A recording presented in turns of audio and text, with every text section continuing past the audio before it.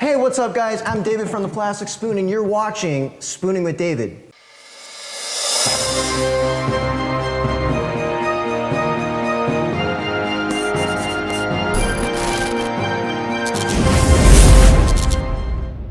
This is a show where we play the game, What's That Jello?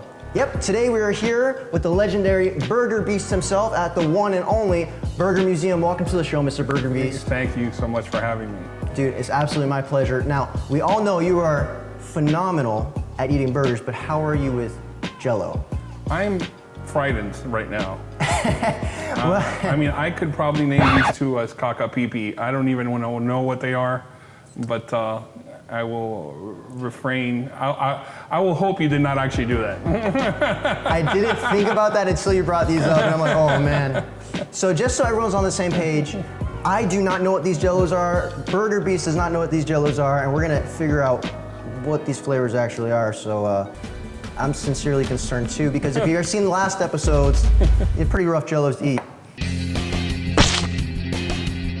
Fish Jello. Your left? This one, yeah, right here. The one that's left. oozing. The one that's using some. The caca Jello. Yeah. All right.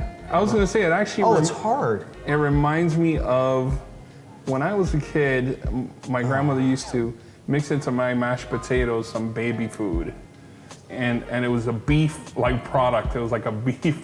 That's what it looks like. That's what like. Please do not be beef.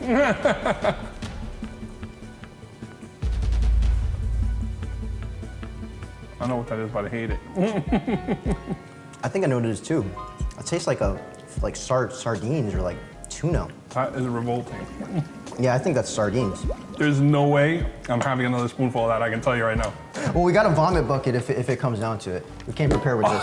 I cannot believe how horrible that is. So tell me a little bit, how did you become the Burger Beast? I slipped on a banana peel. Wow, that's an exotic story. Truthfully, my wife gave me the name. Okay. She suggested the name for the blog because everywhere we would go eat, I would have burgers. It's pretty much as simple as that.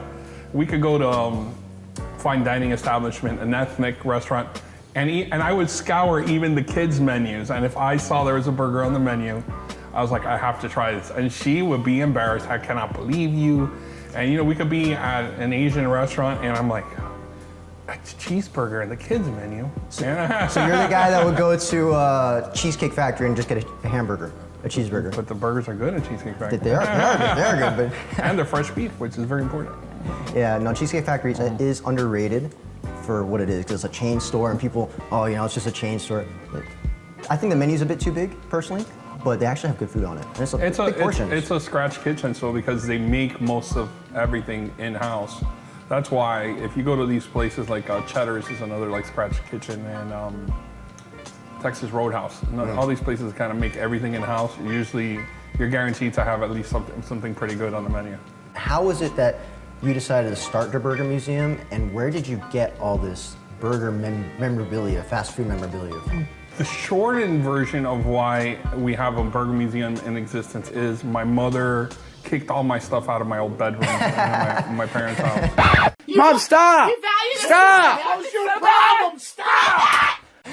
Stop! You're too old, get out of the house. I was actually started collecting items, and I was storing it in my old bedroom at my parents' house, and it kind of got out of control. I think I was up to like 10 bins. She was so annoyed because I was just stacking brown boxes in there, and then posters were in tubes, and everything was just taking over pretty much, I'd say, like half of my old bedroom. And my mama got fed up, and she bought like these giant bins. And then I started putting everything in there, wrapping it, and then when I hit like 10 bins, it was like, all right, it's time to do something with this. We used to have an office, my wife and I, and we decorated the office with everything. And when the folks from Magic City Casino came over to discuss what events I would be doing for the year, they saw it and they loved it, and they thought it was cool. And I said, hey, you know, is there a possibility to lease a space? And that's how it happened. And then we just recently reopened because we added an ice cream shop at the front. Yeah. So Wall's Ice Cream. Wall's Ice Cream, Yeah. which I was a big fan of Wall's to begin with. So of course I went after something I loved because I wanted that addition to it. So let's take another shot at Jell-o. Did I do something to you? Not yet, I don't think so. Pickle Jell-o. Were we don't really touch supposed that to one. figure out what that is? Oh my God, Yeah, look at that thing. Oh, guess it. I can't believe I ate that. Oh my God, and I hate this too. This smells like pickle juice does. or... Yeah, it smells like pickles. Oh my God. If the goal is to get me to Okay. vomit, I think it's gonna happen. I kind of like pickles, that's not so bad. I could do that. Oh my God. I could kind of go for a second hit of that. I could not. During my research of trying to find out more about the Burger Beast, I found out that years ago you had a movie store. That's right, I did have a And movie store. it was a horror movie store, and the name of it was Oh, the Horror DVD Shop. Yeah, shop, S-H-O-P-P. Yeah, with a little twist on the spelling. What an odd concept. Why did you choose to do that? And out of all places, the neighborhood you started it in. I grew up in Westchester part of Miami. That's where it was. Going back to Wachete. All right, Wachete for life, baby. And my grandfather's printing shop was in that same space. Okay. And what happened is he got older. He still wanted to go to work, so we kind of condensed his print shop to the back, so he could still do some, invitations and that sort of thing. And he could still go to work, and I would take him to work because he wasn't driving anymore. And we built the store in the front. The funny part isn't that, it was with some money I had saved, my family helped me open the store. What's funny is that at this point, to kind of give you an idea of when this was, Blockbuster Video, which isn't even around anymore, but There's Blockbuster one Video, Blockbuster left. I found out there's one left, and it's in Alaska. my family thought I was just gonna open a straight-laced, come rent movies, just a regular store. And when I told them, hey, my family's, Cuban, they were like, what? What does that mean? Like, oh, the horror. I mean, It's spelled wrong. oh, they never got it. It went right over their head. It went over their head, and most of my family, even a lot of the stuff I still do, I think sometimes my family's like, it's like when we were gonna do a hot dog event, I called it Wiener Bash. They're like, why? I'm like, That's a great name. I think that's a funny name.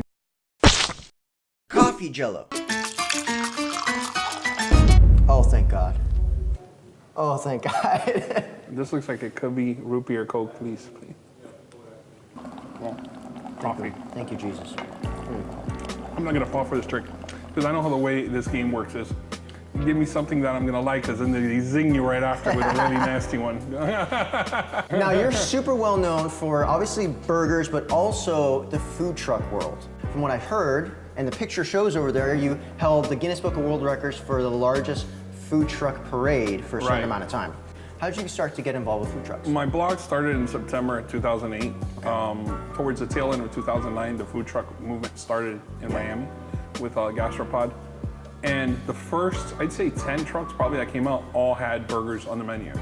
Because I was tracking not only the explosion of the burger scene, but the trucks, because they had burgers, I kind of knew all the owners. And when it came time, when there was enough trucks, the idea came up, someone should just do a food truck event.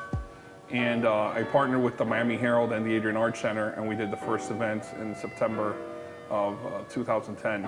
I didn't know what I was getting myself into, and from there I started doing events with the Miami Heat and stuff with the Hard Rock, with Magic City Casino. That's how I started working with Magic City Casino. And to this day I still do, every Monday night while I curate the event at Arts Park in Hollywood, and then third Saturdays we do it here at Magic Were you City. there, by the way, on Monday night? Do you actually go to the park? My wife is there on Mondays, because on Mondays I'm here okay. at the museum. Speaking of your wife, what role does she play in the Burger Beast empire? She's the boss. She's the boss. That's a good job to have. That's the best job. You're just a pretty face. Well, that's a problem. But no, my wife is integral with the events. Okay. People who attend like Hamburger House Party or Croqueta-Palooza or any of the stuff we do, and they kind of like the decor, the layouts and all that stuff, that's all her. So it's funny because at events, they come up to me and say, hey, the event's so awesome, thank you. I'm like, thank my wife, but my wife does not want any credit publicly. As a matter of fact, one time one of the hosts of the event mentioned her and she was furious. She keeps a low profile. If you know who she is, people come up and talk to her all the time. I do post pictures of her from time to time. I just put a picture of her because our 20-year anniversary was just last week. You're a fairly well-traveled guy. Where have you found that the best food is? Is it the city of Miami? Is it other parts of the state? Because I know you've traveled around to do some different events. You trying to start problems? Is that what it is? Yeah, they cause good traffic. I love Miami, but there's great holes in the walls that you know that you could visit, especially by car. And that's what I do. Most of my stuff's road trips. I had a great time in Nashville. You know, I go to Atlanta a lot. Mississippi, I fell in love with the state of Mississippi. We want to go to Louisiana now and Texas on our next road trip. So those road trips you travel in, you obviously stop at a lot of places to check out what the food's like. Okay, so the roadmap is pretty much laid out. We stop at old burger joints. That's a vacation. That's the. So we go to antique shops, which is where I collect a lot of things, and so my wife collects antiques also. And then we stop somewhere for breakfast. We stop somewhere for lunch, and the lunch place has to be an old school burger joint. They usually are like anything that's 20, 30 years old. That family operated. Close. Small restaurant that's been there forever. We went to Louisville. We had a great time. We went to Cincinnati. Last year, we went to Columbus. I was lucky enough to get invited to White Castle headquarters. I saw that on your Instagram. You have a photo of like a welcome sign from them. Yeah. When I did the Welcome Burger Beast and Friends, I was just blown away. They're the oldest burger chain, and they were so welcoming to us. Lime Jell-o with malic acid. Want to take another shot of Jell-o? No, I don't. Alrighty. Oh man, this one kind of looks like Jell-o. It looks like regular Jell-o. This seems What is like this? seems It smells like, like this smells like a relative of this thing over here. It smells like feet and something else.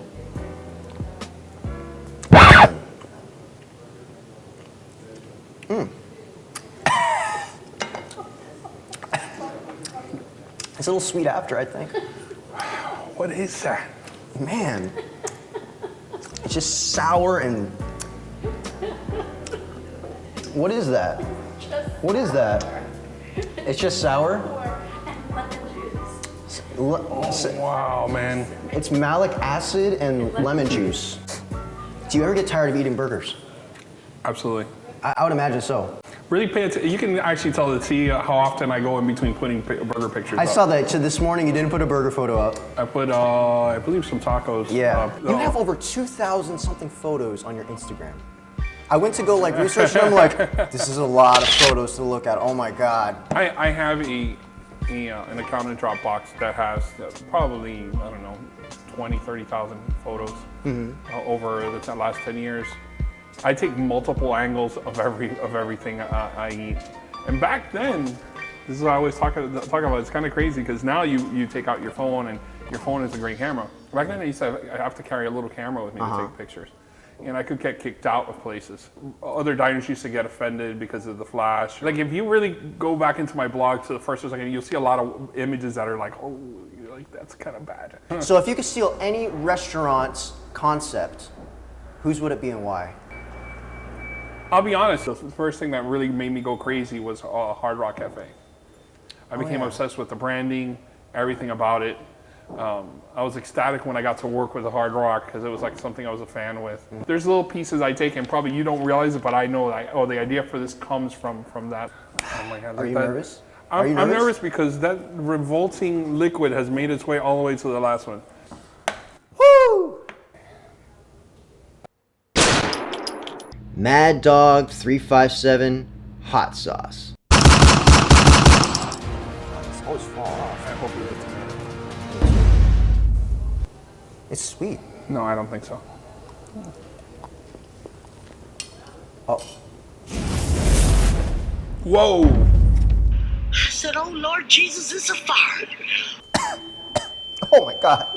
I would tell you, that's brutal, but I've had Nashville hot chicken at its hottest level, so, and that murdered me, the Nashville hot chicken. Well, actually, this is kind of bad. This is terrible. Because it's coming out, I should have never drank that water. While we're dying, last question. I know your 10-year anniversary is coming up. Tell me a little about what you got planned for 10-year anniversary, and then tell the people what you got going on for the future. 10-year anniversary, September. It's going to be about 12 different restaurants that are going to carry a limited edition Burger Beast, a Decade of the Beast cup. Okay. You go to like Night Owl Cookies, you'll be able to get shake, or in our betters, you'll be able to get your Cokes. So it'll be about 10, 12 places. I've already listed them online. I'll mention them again. My podcast just recorded a couple of days ago. It should be out in the next few days. And haven't publicly announced it yet, but I signed a deal with Mango Publishing. My first book comes out in May of 2019. It's all about the history of the burger. What a shock. Well, Mr. Burger Beast, thank you so much for being on the show. Hey. And I'm looking forward to being at some of your food truck events. It's Mr. Beast, by the way. Mr. Beast. Thank you, Burger Beast, for being on the show. If you want to hear his podcast, it's in the description below. Don't forget to like and subscribe and turn post notifications on to my channel. Also, there's more videos coming, guys. Until next time. That was bad. Oh man, my stomach's like, You guys want to try this stuff? Oh Lord, man.